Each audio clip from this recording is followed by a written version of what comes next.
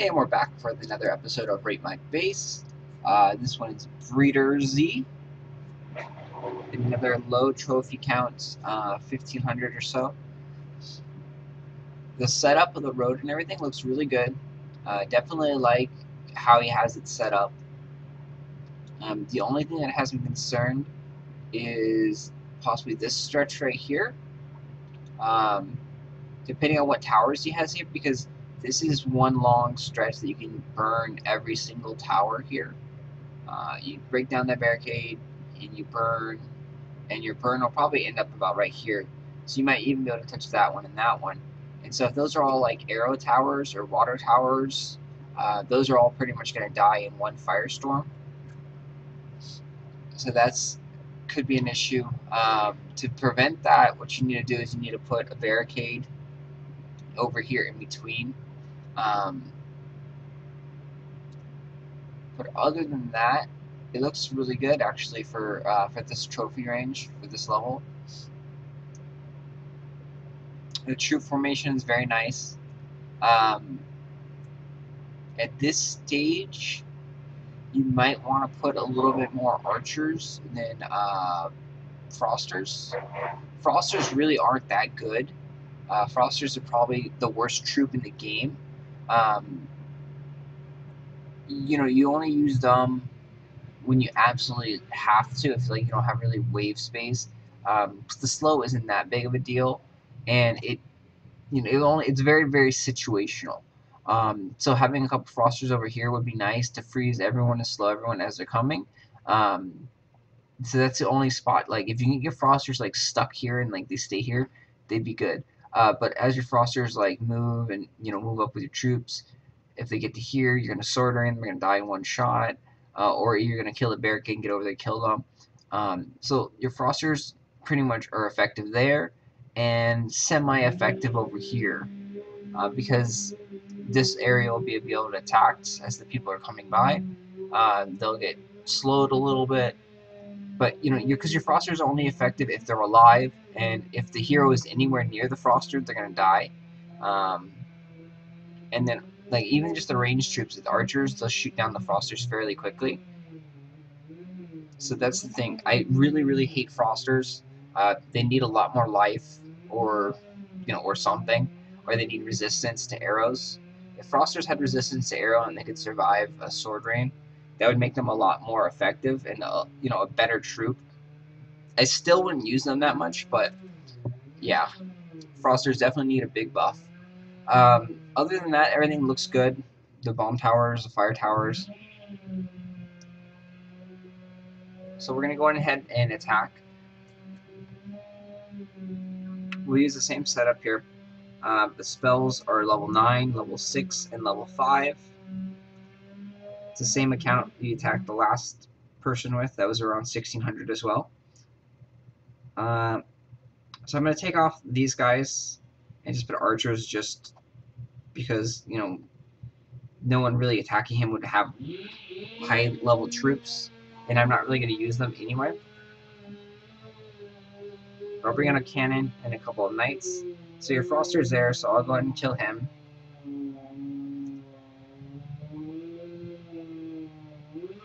Do you like the setup on the waves there? The amount of paladins with one pyromancer is very, very effective. See right there, he has four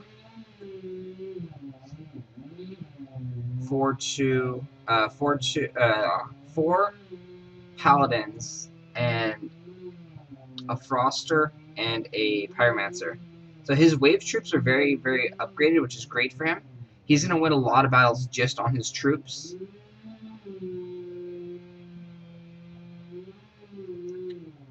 And because the waves are the most important defense. So there, that went down fairly quickly.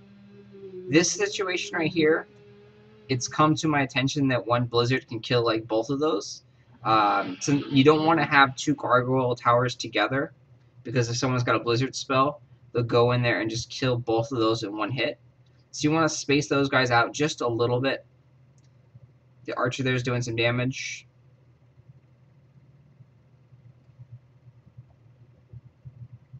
So you can see his wave troops are doing really, really well. And now there's actually a question. I mean, I'm kind of wondering if I'm even going to end up beating his base here because his wave troops are so high. And now that would actually be pretty embarrassing if I can't get through his base. But it shows you the power of the troops.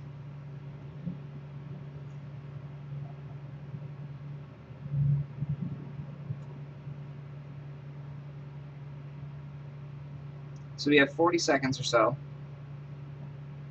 It's going to be really close.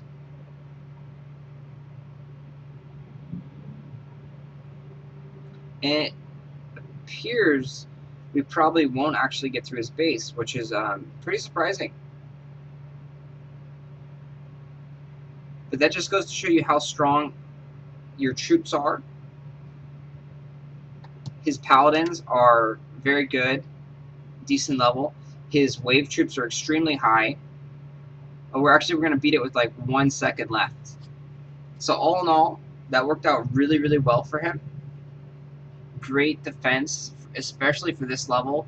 At this range, since he almost beat me, I definitely have to give him high marks for that. I really did think that he was actually going to defeat me in that one. And I didn't think I really made any mistakes attacking him. I do lose a few seconds when I do commentary and talk about what's going on. But, otherwise, I did a pretty solid attack against him. And so, his Frosters weren't doing too much. So I would change out maybe one Froster here and there, and then add another Archer, and then put a Knight in. But otherwise than that, his troops are great. The waves are really upgraded, and you can see how strong an upgraded wave is. He's got like 19 points in most of his waves, it looked like, because he was sending out 4 Paladin, which cost 3 points, Pyromancer, which costs 4 points, and then a Froster, which is 3, which is 19 total points. And that's a very, very high wave. That's, definitely showing you the power of the wave. I guess the only thing I might do is I might put one of the barricades down here. Put one of the barricades down there to prevent from burning all these buildings. I didn't even notice really what was over there. So yes, if you do that, I would put it more of like right here, so then you can't burn both of these ones at the same time. That's probably the only tweak I would really do. Otherwise, the setup worked really well. And because if you also sit right here, you're gonna have more ranged troops that are gonna be sitting over here and be attacking down here, and it's going to be harder for them to kill all the troops. Because as I did get up here, I was able to kill these guys off and kill a lot of people off over there with a sword rain. And then once I got through that, I was able to kill a whole bunch down here. But his base worked really, really well. And I got to say, this is probably one of the best low-level bases that I have actually come up against. And that's mainly thanks to the wave troops. I would split up these 2 towers for sure. Put one of them maybe over here. I don't remember exactly what was over here. If you already have one, I wouldn't put 2 together. Definitely don't put 2 gargoyle towers together, because one blizzard spell can take out both of them in 1 hit if they're together like that. So that's a big waste of gargoyle towers. Otherwise, that looks really, really good. And surprisingly, I have to give him about a 9 out of 10, because like I said, this is a really, really great base. I almost want to give him a 10 out of 10. Because like I said, it almost beat me, and the base is really good. There's just a couple little tweaks that could be done, mainly the Froster, and then the gargoyle tower split up, and then added a barricade there. So that's why I think it's worth a 9 out of 10. Definitely a great base. People can copy this base, but you see the strength is a lot in the wave.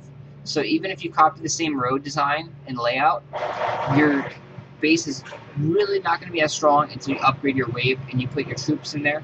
His paladin is also a high level, as well as his his other troops. They appear to be high level. The paladins didn't die that easy to me, so they probably got to be at least level 5, maybe level 6. So he definitely spent a lot of money upgrading his troops and upgrading his wave, and that's really, really critical for defenses. So great job there. Definitely love your base. And if anyone else has a base they want me to attack, post in the comments down below, and I'll get to it as soon as possible. Thanks. Please subscribe and share the videos, like, all that good stuff.